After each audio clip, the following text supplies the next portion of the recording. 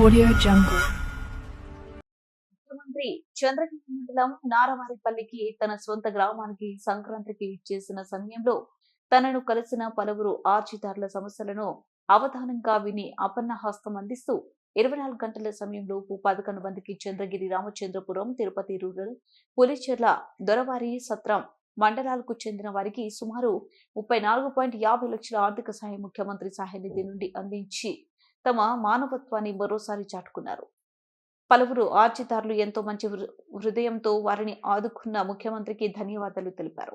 చెక్కులను జిల్లా కలెక్టరేట్ తిరుపతి నందు జిల్లా కలెక్టర్ డాక్టర్ ఎస్ వెంకటేశ్వర్ మరియు చంద్రగిరి శాసనసభ్యులు పులివర్తి నాని కలిసి ఆర్జిదారులకు అందజేశారు. ఈ కార్యక్రమంలో జాయింట్ కలెక్టర్ శుభం బన్సలాల్, ఆర్డీఓ తిరుపతి రామ్మోహన్, జిల్లా పంచాయతీ అధికారిణి సుశీలా దేవి తదితర అధికారులు, ప్రజాప్రతినిధులు పాల్గొన్నారు.